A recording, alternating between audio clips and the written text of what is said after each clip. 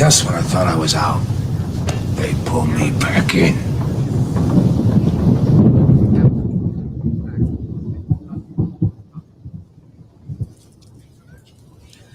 Our true enemy has not yet shown his face. What I tell you is that Pacino's that Pacino. Fucking spitting image. My name is Jim Scampoli, and I have only just seen Mario Puzo's The Godfather CODA, The Death of Michael Corleone. My name is Jacob Burrows, and I've seen every episode of The Sopranos. Yes, I won't shut up about it. And I've seen multiple versions of The Godfather Part 3 from years and years ago. I've seen it. So, who's the expert now, eh? And I've seen Mario Puzo's The Puzo Brothers and the Death of Michael Corleone, the new title, as we all know. Welcome, Jim. Welcome to being in the minority of having not seen the thing. You've never watched The Godfather Part 3. Well, I was about to say, my name is Jim Scampoli, and I've still never seen The Godfather Part 3, apparently. I have seen Mario Puzo's The Godfather CODA, The Death of Michael Corleone, though. Right. Spoiler alert for my input. You have seen The Godfather 3. It's you've pretty much seen the same thing. But we're gonna get into it. We're gonna talk about the third Godfather film and the new version, as Jim has said, that was released in late 2020. We did Godfather 1 and 2, but then we just had to wait for the new version to be released 30 years after it actually came out. So, yeah, I guess maybe a couple of details just to set the scene here. It is, of course, directed by Francis Ford Coppola. It came out in 1990, the original, so for the 30-year anniversary, they recut it. Has a big part of the same cast, mostly forgotten culturally, I feel, in comparison, apart from the line at the very start of this episode. Yes, I mean, because even as a kid, I remember the commercials, like the TV commercials for The Godfather 3 and that part. And I was only like 9 years old or something like that, 8 years old. But I remember that. And of course, I mean, with The Sopranos, they do that line a bunch of times. So that's why I had to use the clip. And I mean, I guess we're not jumping too far ahead, but I can see why people are like, yeah, this is not a good film. Because it's not. But I mean, before we get into even that, I know this has probably been talked about, but like, what is up with this Coppola family, dude? I mean, I didn't even realize that Talia Shire is Francis Ford Coppola's sister, who plays who's she? Oh, she plays Connie. I never even knew that until like today when I was just kind of going through some like basic stuff. And of course, you have Nicolas Cage. Is Coppola's nephew, and then you have like Jason Schwartzman is Talia Shire's son, and then of course you have Sofia Coppola, who's in this movie, famously or infamously in this movie, who was then became a respected director, much maligned actress becomes respected director, but like the reach of this family, my goodness. Yeah, no, for sure. I guess I kind of knew those, but the only one that sort of sticks out is obviously Sofia Coppola in this one, who basically, because of how everyone hated her in this, like across the board, she was in an early part of her acting career and was just like, no. Or maybe the world was like, no, to be fair. But she started making films instead. I haven't actually seen that many of her films, but obviously Lost in Translation is really good. Like, everyone likes that, I'm pretty sure. And it's a great film, in my opinion. So, yeah, good move from her. She's not great in this. It's funny you should say that it's like, this is not a good film, because I'm like, well, this is a fair bit better than the other version, the one everyone's seen for 30 years. You've seen the new and improved version, Jim. So, yeah, just suck on that for a minute. Well, a few things, too. I guess apparently Julia Roberts was supposed to be Mary, and then she dropped out due to scheduling conflicts. Madonna wanted to play the role, but Coppola said she was too old. An actress by the name of Rebecca Schaefer, who I'm not familiar with. This seems like more of a factoid. It doesn't necessarily mean she was going to get the part. They're just like, she was set to audition, but then she was murdered by an obsessed fan who was stalking her. So that's great. And then Winona Ryder was then cast and then dropped out last minute. And then that basically came down to Sofia Coppola. Now, kind of knowing that is better to me, because when I was first watching it, because I kind of forgot that I knew Sofia Coppola was in this until her character popped up and she immediately stands out. Yeah. And I was like, oh yeah, on Gilmore Girls they talk about, like, my reference point is before Rory's going to go to Yale. Rory's going to Yale, by the way. Nice. Jim's wearing a T-shirt that says Rory's going to Yale. In universe shirt made by Kirk. I'm pretty sure, didn't we have a thing of referencing Gilmore Girls on every episode of the Sopranos podcast? Well done, Jim. We did. Yeah. And I do remember that before Rory goes to Yale, they have like a week where they're going to hang out and they're going to watch all the Godfather movies, and they're going to rewatch the Sofia Coppola death scene or something like that. Those plans go out the window because they have the date wrong of orientation. But anyways, that's my reference point coming into this. I'm like, oh yeah, that's right. Yeah, and they quote it on The Sopranos or whatever. Yeah, and Sopranos, I guess. But yes, I mean, well, the biggest thing that stood out to me in this movie is that it felt like a movie that was attempting to look like a Godfather movie, but then it had like kind of the trappings of like a shitty 90s movie, even though it was like 1990. So it was like still the early part of the decade, like especially the scene when Vincent and like the reporter like are like after the grips of coitus, and like the guys bust in like with the knives, like he sends her to go get a drink or whatever, and then like the guys have knives and then he's got a gun. Like it felt very, I don't know, it felt like a cheap thriller or something like that. And then even in the scene with like, they thought I was out and they pulled me back in, it feels very fake because it's like the lightning and stuff and the thunders. It doesn't feel organic or natural. Everything feels like such a set stage play, and it's weird to think that this came out the same year that Goodfellas did. Yeah. Because I don't know, it feels like someone forgot how to make like a 70s movie or something like that. Because obviously this is supposed to take place in like 78 or 79, coming off of the other movies that were made in the 70s but took place in like the 50s or flashback to like the 30s and shit. But I don't know, it's just the look and the feel of it felt off to me. And that's just what kept like coming up as I was watching this film. Yeah, that's fair. I mean, it's commonly known to be not the best of the three. I mean, in my opinion, as I think I've said previously, like the film, The Godfather, the first one is fucking amazing, like fantastic masterpiece. The second one I still enjoy quite a lot. And then there's the third one, and we're here now to talk about it. But yeah, interesting factoid about that scene you mentioned. I think that's one of the few scenes that sort of remained from the original version of the script that was written years and years before the film was actually made.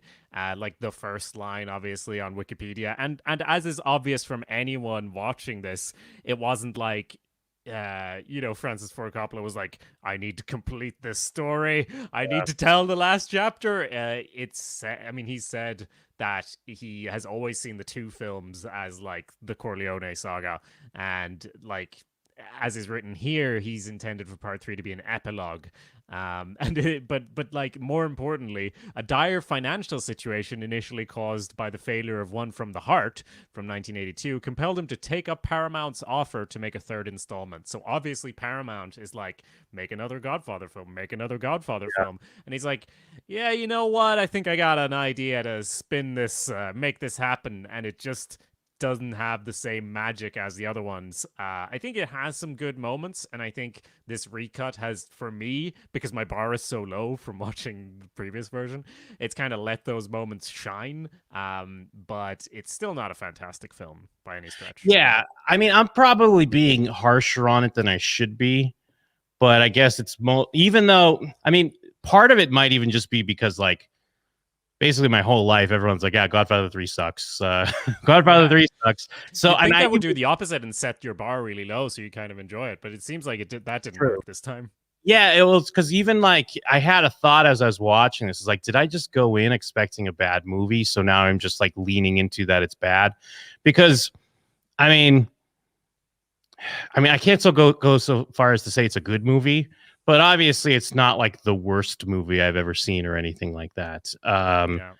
I mean, Pacino's haircut's rough. Like his acting styles, it's tough because, oh, you know what? Here's the perfect explanation. Like, in a lot of ways, Godfather 3 is so ahead of its time, because the Godfather 3 feels like the sequels and reboots we see now, where we're like, now we're checking in with fucking the Goonies and what about their kids and shit. It Like feels such like checking in on, hey, remember that guy who Michael stayed with in the first Godfather film? What's Yes. he up to now? It's totally that movie, because yeah, well, Godfather 2 came out in 74. So yeah, this movie came out in 90. So, and it's what we do now, where we pull stuff that's 20 years old. And I mean, obviously we love Cobra Kai, and that Cobra Kai is like a thing like that. But for every Cobra Kai, there's tons of garbage versions of that. And The Godfather 3 is kind of one of the first things. And now they're old, and maybe they have their kids are around, and how are these old the characters we like from the old movies can interact with these new shitty characters that nobody likes. Yeah. So I guess I would like to ask you, since you've recently watched it, and maybe you have notes or whatever, but like, how would you describe the plot of this film if you had to condense it down for someone who hasn't seen it yet? Because to me, The Godfather 3, looking back on it, was always a bit of a mess. Like, there's a lot going on in The Godfather 2 as well, to be fair, and you kind of have to keep track of the plots a little bit. But in this one, it's a lot more convoluted, the plot. So, like, how would you explain the plot to someone who hasn't seen the film? Well, because honestly, on my Letterboxd, you can follow me on Letterboxd, by the way. What am I, Jim Darko? Well, I don't know. Anyways, on my Letterboxd, yeah, I'm just Jim Darko. On my Letterboxd, I put my little blurb for this movie is just, what the fuck happened? And I mean that in a few ways, because I mean, like, yeah, what the fuck happened from, Godfather 2 to this, but also in the movie, what the fuck happened? Because even by the end, because every Godfather movie, obviously, we're building to this, this is literally an operatic moment because they're at the opera. Like, obviously we have like the baptism. We always have a thing going on, and then the death's happening. But in this one, I was even like, who are these people? Like, what's going on? Yeah. Because I know, obviously, we have Michael, who's dealing with the Catholic Church. And I didn't really even pick this up from the movie personally. It was mostly like reading the plot summary online after, is that he's chased. Like, I know always that Michael's been trying to go legitimate. That's been a thing from the other movies. He's bringing the business to legitimate resources. But they're talking about the reason why he's working with the church is he's trying to save his own soul because of what he did to Fredo. And honestly, I didn't really pick that up too much. I mean, obviously, he does have moments where he's like, oh, Fredo, and when he does his confession. But I took it more as this is another scam business thing he's doing. And then he gets caught up in the whole rigmarole of like the Vatican Bank and the Pope, and then the Pope needs to approve it. But then you got Vincent Mancini, up and comer.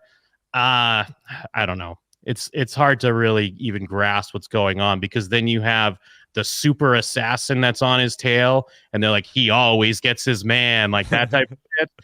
I was kind of just glossing over. I mean, I don't mean to be unfair to this movie, because I'm sure there are some fans out there that think it's underrated, but it wasn't really coming together or working for me. And I really missed not having Duvall in it as Tom Hagen, and that's another one I was reading up on. Basically, it was just another money issue. Wasn't that the thing with, like, was it like Clemenza or whatever in part 2, where he wanted some money and they didn't want to pay him, so they just made a new character? Yeah, I know Uh, that's definitely the case with Duval. I don't remember about Clemenza, but probably because he wanted to be on the same pay scale, and they were just like, yeah, whatever, well, we'll just I write like a new his character. I like his quote on it. Well, because first Coppola's like, on the commentary, I guess he's like, Duvall refused to take part unless he was paid a salary comparable to Pacino's. So that kind of makes Duvall sound like an asshole, Mm. because it's like, well, Pacino's clearly the lead. You're obviously not going to get paid the same. But then Duvall said in an interview, he's like, look, if they paid Pacino twice what they paid me, that's fine, but not 3 or 4 times, which is what they did. And I think Mm. that makes it sound more reasonable, Yeah. where he must wet his beak as well. And I love that he also says that in 2010 he confirmed that he never regretted the decision of turning it down, because he's almost like proven right, because everyone hates the Yeah. movie and shit. Yeah. But No, that is great. In regards to you were talking about, the Catholic Church and Michael's motivation to maybe redeem himself through this work. You're right. That doesn't really come across. I have a long list because I'm a fucking nerd. So what I did is I downloaded both versions of this, put it into an yes, editing program. I did this and put them next to each other. And I didn't watch the whole movie like that, obviously, but I went through and I was like, right. Because there's an obvious edit that I can mention first of all, which is that the scene at the very start of the film, this is probably the biggest change. The scene at the very start where he's talking to Archbishop Gilday, he's the one requesting from the start that he wants Michael's help with the Vatican Bank, and that scene is 40 minutes into the original cut. wow, Putting it at the front makes so much more sense, because imagine watching this from the start and there's no like setup for anything. It just kind of starts, and what we have originally is the actual ceremony of him getting like an award from the Catholic Church, or whatever. And it's this in a massive church, and it's sort of the reason I brought it up. It's sort of interspersed with flashbacks to The Godfather 2, which is a bit like I guess it's meant to set up that he is, he's torn up about what he did to his brother 20 years ago, because we see him thinking about that. We basically see the end of The Godfather 2 as he's getting this award for being a great Christian. So I guess that kind of set up that plot line a bit more, but I massively prefer what they did of having like the Vatican thing from the start, because watching the original movie 40 minutes in, you're like, wait, this is all suddenly about some fucking Vatican bank, what's going on? Because it's such a big part of the story, but it just comes in there. So setting that up, and especially having like the film start with someone coming to the Godfather requesting help from him, it just yes, makes sense with the other films, that's exactly what I was gonna say, because it's so weird to hear that, because it feels so natural, because he's in The Godfather. He's his father now, and he's Yeah. giving favors and all that shit. And so it just makes so much sense that it is the start of it. So it is weird to hear that.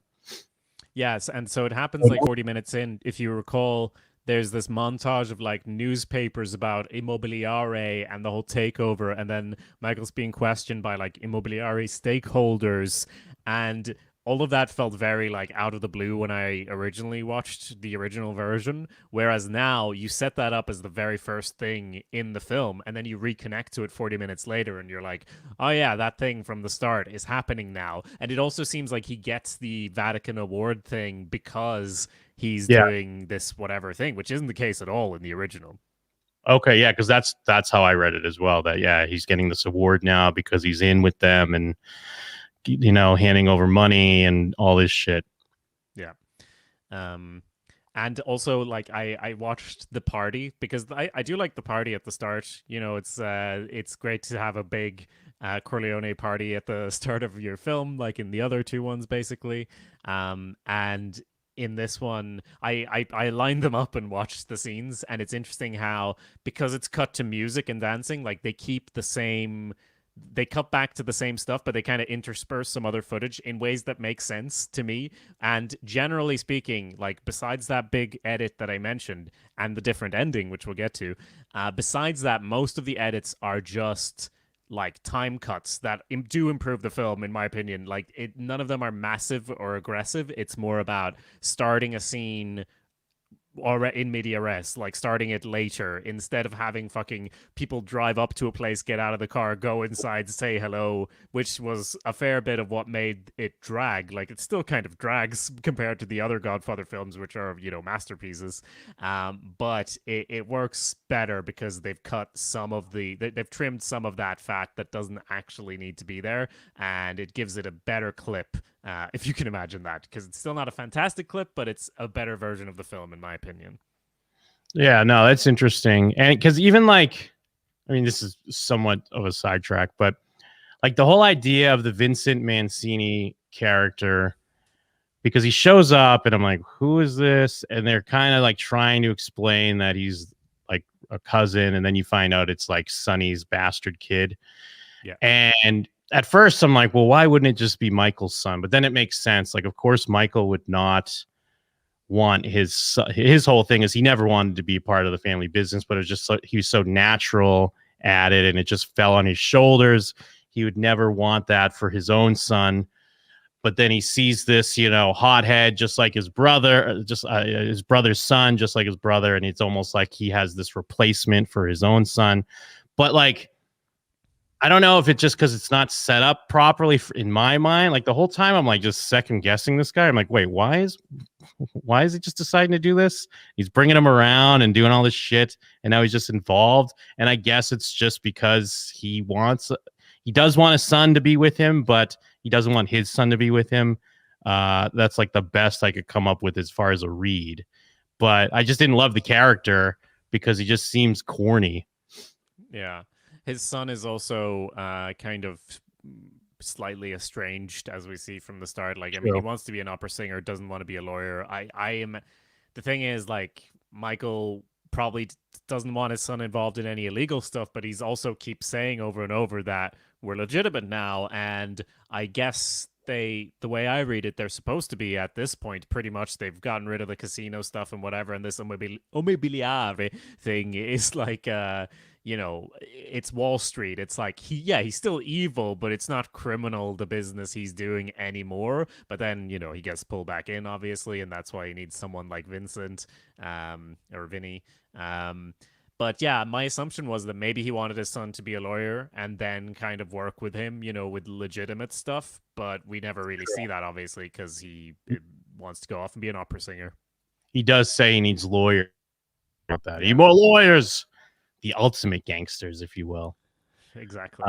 So is there anything else major that they either like move around or anything, or like you said, it's just kind of weird time cuts, just kind of otherwise like the meat of the movie from there is kind of the same? A lot of it is like there were several things when I rewatched this, when I watched this new version for the first time, I was like, oh, I wonder if that was an edit. And I went back and checked, and no, it was exactly the same. And I was just convincing myself that there were more edits than there were. And I think that's what basically every reviewer of this has said as well, that that, you know, it's the same film pretty much. But there's the ending. Which I guess I'll tell you now because we'll get into it maybe more later. But like in the ending, when we go into the future, right, and he's just sitting there. Remember that bit? Yes. Yeah. In the original version, he falls off the chair and dies. So, which is a bit goofy. And then it just ends, and we're like, oh, okay. And it felt a bit like Francis Ford Coppola wanted to make a film called The Death of Michael Corleone, and he brought it to the studio, and the studio was like, how about instead we don't name it that, but he does die at the end. And now those two have been switcherooed because it's about his moral death. So having him die at the end would just makes the title literal, like it's literally just his death. Having him survive at the end and just live with his fucking regrets is his moral death instead. So that's a change. That's the only other major change, really. I did kind of hear about that because I read a part of an interview with Coppola, and he was a little bit too proud of himself to be like, he was even saying like, it's called The Death of Michael Corleone, but he doesn't die at the end. It's like congratulating himself. But he did die in the original. That's the thing. He still made that film. Like, and it was such a weird edit as well. I mean, maybe you still found it really weird, but obviously his daughter dies and we just cut to some unspecified time in the future, and he's just sitting there sad, and that's weird enough. Like that's the statement that this version makes, but then in the original version, it's that, and then he also falls off the chair he's sitting on. Like he puts on his glasses and falls off the chair, and then the dog is kind of coming up to him, and then it cuts and like directed by Francis Ford Coppola. It doesn't even have the quote, Oh, so it has a quote at the end here Yeah. now that talks about a Sicilian never forgetting or whatever. That wasn't there either. Yeah, I mean, they didn't quite need the quote. I got it, but it's fine. But yeah, I mean, obviously, I do think it is a better ending. You know, it's more suffering. It's more that he's dead, but he's alive, and he's just living in his own suffering, and it also fits better with the endings of the other films. Well, maybe not the first one as much, but like the second one, it's similar to the second one. The second one, it's like he is alone because of like this life he's built, but at least he still has the power and everything like that, even though he's kind of tortured by it. But this, he's literally tortured by like losing everything essentially.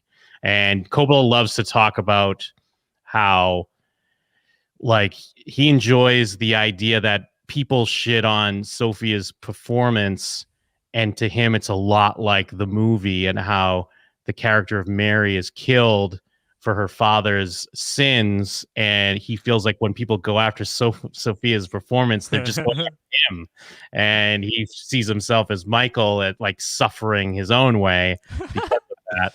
And now we're 30 years later, and he's sitting staring out into space going, I should recut that film and show everyone I'm right all along. And I guess it is kind of unfair. Like she's not good. She's not terrible. It just feels very out of place for the movie.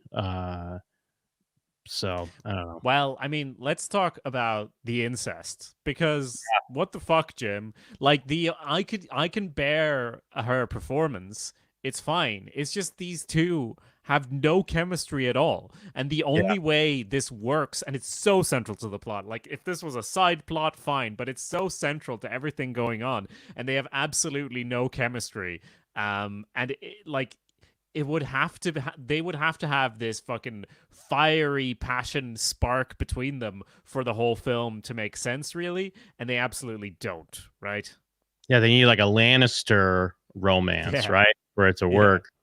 But no, you're right, because I mean, I was even thinking, I was like, why is this even a thing? And it's like, oh, obviously it's a thing because, you know, he has to be the one to step in and tell Vincent that like he has to give up his daughter to be part of this life, and that causes like its own wedge, which then it leads to her demise. Like I get why it's there, but you're absolutely correct. It doesn't, the performances and the chemistry don't sell it enough for it to matter the way it should.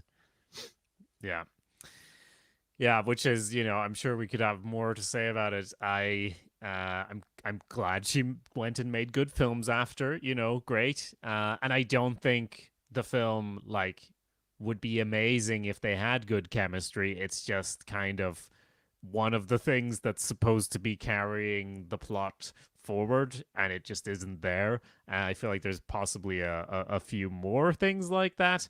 But yeah, I don't know. I still have like there's still scenes that I enjoy. I'll like run a few by you. I don't know if they were enjoyable to you at all, but like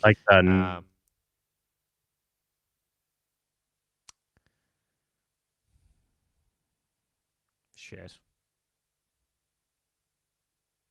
We frozen though. We done froze, y'all. Are we back? We're back. Let's see. We were going for a bit. Let's see how it works. Yeah. Seems to be working now. Okay. Sorry, go ahead. You pick up with the scenes you were going to mention. Yeah, sure. So there's a couple of scenes that still feel like, I don't know, they're not amazing but necessarily, but they still work for me. I'd be interested in hearing if they did anything for you. But like I enjoyed Michael giving his first confession in 30 years or whatever. Like there's that scene, it's pretty good. I do enjoy, even despite the lightning and the goonery, I enjoy every time I think I'm out, they pull me back in. Maybe it's just because you know I'm the Bart meme of say the line. Maybe that's why I enjoy it. But I also I do enjoy that scene. I get why they used it in all the marketing, and it's a famous scene. I do agree. Yeah. And I mean, it's a bit cartoony, all of the helicopter shootout where they kill the whole commission or whatever, but I also still, and it kind of felt like a scene that was put in because we need more mob shit in a way. But I still enjoy that also. I don't know, on some base level of getting everyone gunned down and Michael just having to get out of there. I like that. I don't know how you felt about that one, but yeah. It was weird. It's a bit much because Yeah. it does feel where they're like, hey man, it's the fucking 90s. We could do this shit. Let's do this shit. Like it's like Die Hard or something. But you're right. I still do kind of like it. Yeah. Yeah, I guess that's it. I don't like the scene because Michael and Kay, it's a lot. We get a lot about them as well and their sort of relationship, which we have obviously had in the first two films. And you're right; it's kind of an interesting thing to see these people pick up the characters after so many years. And sometimes that's going to work, and sometimes it's not going to work. But just having the opportunity of showing them as the next generation is an interesting thing that on some level I enjoy seeing, but at the same time, I always remember how like goofy it felt to me when they're all over in Sicily for the son's performance, and Kay gets like tricked into a car, and Michael turns around like, Yeah. buongiorno, where can I take you, madam? And she's like delighted, and I'm like, wait, don't you still hate him? But I guess they're getting along then. But it's still like, and here we are driving through the Italian countryside, and I'm like, this is just such a moment of like things have to be good now so that everything can be broken later, because Kay and him have not gotten on in like 30 years to my understanding, or 20 at least. It is silly when he's just the driver. I do like the way that like segment ends because they kind of find some familiar ground where, you know, they're almost like not quite, you know, not gonna like get back together again or anything like that. But when they kind of have the talk and it's like a dining room or something, and it almost like they're finding that relationship again. But then it ends very similar to how part one ends, where Michael gets pulled away again. And I think it's even framed in a similar spot where like it's kind of he's whispering to a guy and they're talking about I think he's getting the news about how the guy died, and you just see her in the doorway. It's almost like before the door gets shut on her. It's like, oh yeah, this is why we are the way we are. This is why things went the way they did. I did like that. Yeah, that's a good point, actually. There's obviously a lot of echoes of other films, which, you know, is kind to some degree like watching The Hobbit, and it's like references to Lord of the Rings, stuff like that to some extent. But I also think it's you know, I don't know. I don't know how to talk around whether we like the film or not, but it's not an amazing film. Like I think I just come off more positive because I don't know. I've seen it before, and this was a slight improvement, and it moved faster, so I didn't feel like as bored. Genuinely, I because I did the edit thing. They said the runtime of the old and new films, but I cut out the credits to try to make an actual judgment, and so the old version is 2 hours 42 minutes and 36 seconds. And the new version is 2 hours 30 minutes and 14 seconds. So it's a difference of about 12 minutes, which obviously it's still 2.5 hours, but it makes a hell of a difference when that's compounded over taking out some bullshit. There's a scene that isn't necessarily bullshit, but in the original version, there's a scene where, you know, Vinny, when Michael's in the hospital, he goes out and kills Zaza. Yeah. And he goes out and kills him, and he gets the all clear from like Connie, right? But like the next scene, he says he got the all clear, so that scene wasn't necessary, and they just cut it out, and that's just very enjoyable for me. Oh yeah. Where you just find we don't need this. It's redundant. Now, yeah, and when he's in the hospital as well, there's a scene where he's talking to the Don, who turns out to be the bad guy, the piece of shit Don, you know, the one who seems all helpless, but they poison him with a cannoli or whatever. There's a scene where he talks to him in like the hospital before he leaves the hospital. Also unnecessary. They talk later. It's fine. You know, they cut that out. You know, now I think about it, I bet you that guy wished he didn't take the cannoli, huh? Should have taken the gun. Should have not have left the gun. Take the cannoli.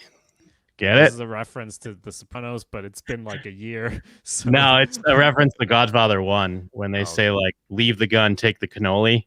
All right. That guy took the cannoli. Look what that got him. It's a good point. It's a good point, Jim. Now, is it? I don't know if I read this wrong or not. I think because I was reading a little bit about some of the differences. Does it show Michael screaming over Mary dying longer in the original, or did I just misread that? I think it might. I feel like he's screaming for ages in the original cut there. I don't have my comparison pulled up, but yeah, Yeah. there's a lot of screaming that I remember. I don't know if it's I guess he's still I don't know, there's screaming. still a lot of screaming in this version as well, Jim, so I'm not really sure.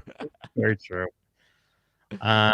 Yeah, it's just a weird thing. Well, because and the thing is, Francis Ford Coppola in general, like, I don't know if it's just natural when artists, directors, actors, whatever, when they get older, because he changed a lot. Because this is around when he put out, I think the next film after this is Bram Stoker's Dracula, which is another one I don't really remember. I remember seeing it when I was young. Not liking it at all. I wonder if I'd like it now or not. But it's just weird because he was the guy that made obviously Godfather 1, Godfather 2, Apocalypse Now, even like The Outsiders. And then he started making different movies. And it's not so much that he fell off, it's just whatever his style or instinct was didn't gel as much with people. And then he keeps going back and retinkering these movies. And I think I already mentioned it. I do not like his Outsiders redo that he did. He did, like, he changed all the music and did some weird cuts to it, and I hated it. I haven't watched. I mean, there's like 4 different versions of Apocalypse Now. The latest director's cut I haven't checked out yet. It's kind of like a combination of like the theatrical and the redux, where it's like somewhere in between. So it's just weird. It's just weird. Yeah, I don't even really know which version to watch anymore of that, because you have to keep track of all these different versions and like, wait, which one's actually the good one? Because in this case, I do think this is the better version. But I still feel like, you know, it's not that different that I would, you know, go to the theater and watch it, because I think it was kind of overhyped to me because they were like, oh, wholly new ending or whatever. You literally just cut the ending sooner. You just cut out the last bit and made it shorter, which does improve it. You moved one scene. Like, it is better. I think this is the version of The Godfather 3 to watch if you're going to watch it. But also, do you need to watch it? Is the next question, I guess. Yeah. Well, even like, did you read the stuff about the potential sequel that was canceled? It sounds so bad. Coppola stated the idea for the 4th film was discussed, but Mario Puzo died before they were able to write it. It was a potential script told in a similar narrative to part 2, would have De Niro reprising his role as a younger Vito Corleone in the 30s, and then Leonardo DiCaprio was slated to portray a young Sonny Corleone, gaining the Corleone's family political power. And then Vincent, during the 80s, running the family business through 10 years of destructive war, haunted by the death of his cousin Mary, and eventually losing the family's respect and power. Garcia, who played Vincent Corleone, claimed the script was nearly produced. But again, it just sounds like they're just trying to redo the hits. You know, that doesn't sound particularly inspired or interesting. It just sounds like, what if we did like a weird version of part 2 that was kind of similar to part 3, you know? Like, now we'll have 3 storylines going on. You don't need to see young Sonny coming up, and we don't really need to check in with Vito again in the 30s. I don't know. It's just like, great. Thank God that didn't get made. Yeah, I'm trying to find where I read about. It's probably Wikipedia as well.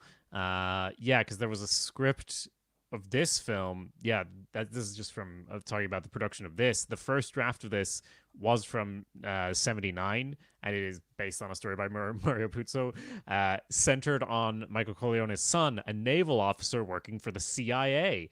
And it's about the Corleone's family's involvement with the plot to assassinate a Central American dictator. Almost none of the elements of this script carried over to the final film, except for the scene that I mentioned earlier with the 2 people coming in as robbers, obviously, or well, not as robbers, but, you know, send a message, which carried over more or less the same. So Yeah, that script didn't seem very good either, but they made this one and they changed a lot.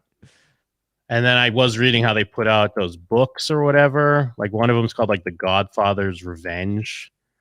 I never Uh, read this one. they put out like books that kind of fill in the gaps between like part 1 and 2, and then between part 2 and 3. So one of those explains like how Tom Hagen got killed. He was like locked in a car, and then they dumped it in the river or something, and he drowned, like something stupid like that. But even just the title, Godfather's Revenge, just sounds stupid. It sounds dumb. I guess we're like, as a society, I guess we're better at kind of exploiting something that becomes popular and turning it into a franchise, right? But Yeah. the instinct to do that has always been there, because if something earns money, you can probably earn money off a sequel, and we've always created sequels and stuff like that. It's just now some things very successfully spin off into franchises, where The Godfather is like, could have been like the Marvel movies of its day. It just didn't quite get that much reach. But that explains all the books. It's like, the Star Wars expanded universe stuff that they were doing as well. Like, yeah, fuck it, let's write more books. Let's make more shit about this that people want to buy. Yeah, let's just do a war movie with just Michael Corleone's time in war. We won't even reference The Godfather at all. We'll just follow Michael as he's like fighting in the war. And then at the end we'll play the Godfather theme. That's what they do now. That would be the Rogue One of like just going into how he got so. Why didn't his hand shake? And we see in this film his hands are shaking loads at the start, and then the end they're like rock hard, and then he goes back to America to be the Godfather. Do do do do do do. The Vatican. I think that's part of when you were like, what happened? What happened in this film, right? Because there's a lot about the Vatican Bank, this big real estate company that Michael wants to get into. Like, did any of that land with you? Like, it's obviously partially inspired by real events or whatnot. There was a pope who was only the pope for about 30 days. There's conspiracy theories about him being murdered. That's part of it. The Vatican Bank, there was a huge scandal about them. There's a guy at the end of this film who ends up hanging from a bridge. They make it look like a suicide. There was a banker or maybe I think it was the head of the head of this bank. He was found hanging off a bridge in London, and it was unclear if it was suicide or murder at the time. So there's some real reality that they've drawn inspiration from. This is not an episode of Real History. If you do want a Real History episode on this, please let us know. But not going too much into the detail, did any of that land with you, or were you just like, Vatican is in this, I guess? It didn't quite land for me, but I could tell from what was, because I didn't know a lot of this history, but I could tell. I was like, oh, I bet you if I look this up, this is probably they're playing with real things that happened. Like, I got that sense. I guess mostly because it felt, even though it's like an important part of the plot, it felt weirdly disconnected. So and that's even, imagine if they didn't have that scene at the beginning, right? Because that was the other version where they didn't start off with telling you it's about the Vatican. Yeah, so I mean, it's interesting, and it's fun when movies can do that. And I mean, obviously they did that in some of the other Godfather movies as well, where you can kind of play around with some real stuff and be like, no, well, it's because Michael's involved and blah blah blah. It just didn't fully land with me. But I totally got the sense that this is a real thing, that probably, or they're basing it off of real events. Yeah. I'm still like so happy that we went through and did all of the Godfather films. Like Agreed. We've talked about this already, but the Godfather one, watching that, and then I went around like telling everyone like, have you rewatched it though? Because it's still really good. And like, it's been a couple of months now, a few months. I'm definitely gonna rewatch it as soon as possible, and because it's such a good film, and that will kind of. I think I'm happy to accept this as canon, but it will still cleanse a little bit the palette of The Godfather 3. I don't think it in any way makes the other ones worse. The way Francis Ford Coppola said it, his goal was to make it an epilogue, and that's kind of the best you can really hope for with this film. I think it's closer to being a decent epilogue now with the recut, but still, in future, I'm probably just going to watch one, and then maybe two, and then go back and watch one, and then maybe two, Yeah. and then maybe it's like over the course of years, because I just love those films, and I feel like there's so much to learn about filmmaking there. And then we get to these films, and you're like, they certainly made a Godfather film, kind of. Like, it's not, Yeah. and it's not like, even if it was good, it would still not be like it's a fucking inspiration on how to make films as the same way that, you know, the first film is to me. And I mean, they do have an upcoming TV show, although this show at least is based off of the making of The Godfather, which is a bit better than the idea of. I'm sure we're still not far behind of them doing like The Godfather 4 or some sort of continuation. Like, what was the Corleone family up into in the 90s? What were they doing when Stranger Things was going on? The Paramount Plus doing a show called The Offer, which is about, I mean, because we went into a little bit of some of the behind the scenes, and it does seem like there's ripe with drama and stuff there. One person who was cast who will not be a part of the series anymore is Armie Hammer. I don't know if you're familiar with him. He played the Winklevoss twins in The Social Network, and he's been under a lot of scrutiny for being, I guess, kink shamed, if you will. He likes to role play being a cannibal or something. There were some text messages that were leaked, but he also could be harassing and assaulting people as well. So he has dropped from the TV show The Offer. He was supposed to play producer Albert Ruddy, who I'm not that familiar with, honestly, but no longer Armie Hammer on The Offer. Interesting. Yeah, I wasn't looped into these revelations. I mostly remember him from well, he's obviously, there was a period of time when he was just shoved down our throats as like a leading man, wasn't there? Kind of like Armie Hammer, and like he was in The Lone Ranger. Yes, He was Lone in Ranger. he was Ilya Kuryakin in The Man from U.N.C.L.E., which I watched the original Man from U.N.C.L.E., so I was like, oh my god, that's Ilya Kuryakin when I watched the new film. Yeah, interesting. I'm sure we can get into that in more detail. Actually, yeah, looking at it, because Albert Ruddy, it's based on his book, so he was probably going to be the main character then. So there you go. Makes sense. That's something we'll have to check in on, though. We'll have to check in on the show. I hope the show's good. I hope it's like, you know, I give them props for not just doing, hey, let's do a Godfather TV show and just making a gangster show. Yeah. At least they're thinking a little bit with it and being like, well, let's make something on the making of it. Let's option this book with some of these stories, behind the scenes Hollywood stuff. Plus we get to play with an iconic property without being like, this is Michael Corleone's grandson or granddaughter, and how she is a woman in the criminal underworld and how everything that entails. Yeah. We don't need to like harp on about this film. I think we've pretty much covered what we want to say about it. I do want to say, I know this is a Sopranos podcast, but I appreciate everyone sticking with us as we go a bit broader into some films and media that have inspired The Sopranos, and even inspired The Sopranos characters, because obviously we see people on the show quoting these lines and such. But upcoming, we're definitely going to have a few more James Gandolfini films for you, and The Many Saints of Newark finally will be arriving at some point. So we have that to look forward to as well. While we've been digging into other stuff, we really appreciate everyone who's taking the time to leave reviews. We have a couple of new reviews here. I'll read this one first. It's a 1-star review. Thank you for that. The topic of it is waste of time.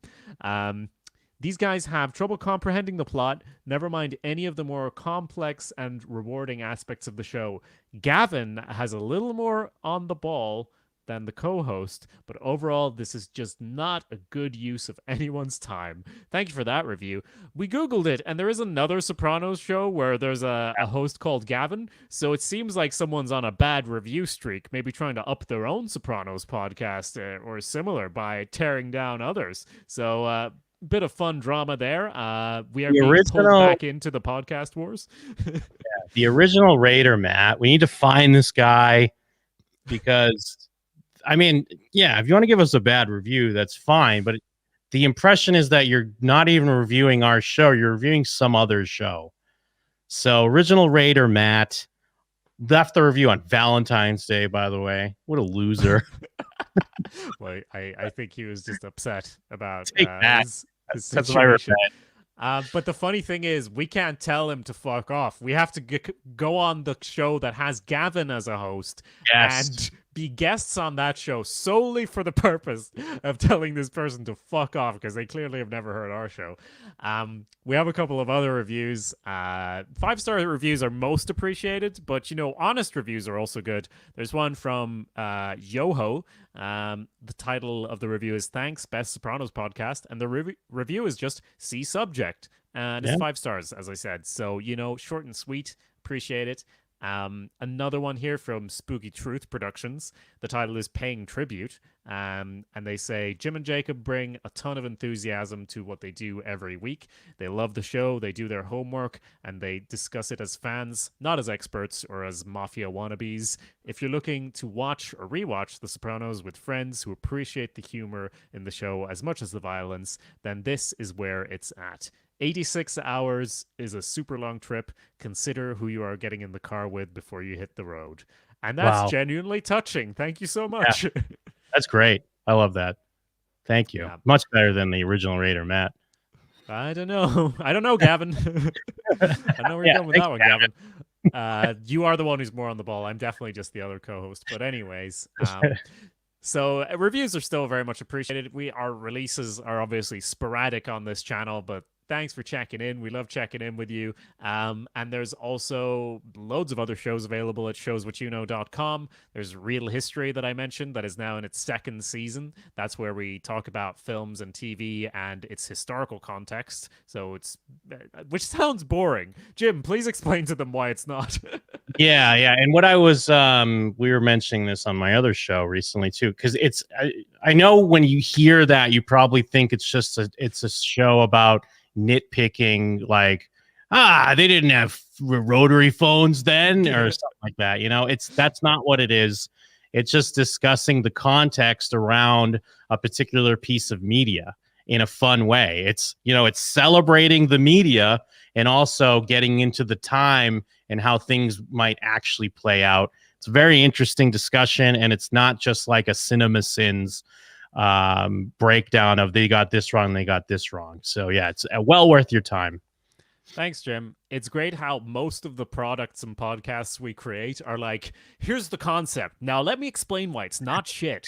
Yeah, exactly. It's not like built in, but new episodes of Blank Meets Blank will also be coming soon to showswhatyouknow.com. That is the show where me and Jim make up a new TV show every episode by drawing random things from a hat. So lots of good stuff going on there at showswhatyouknow.com.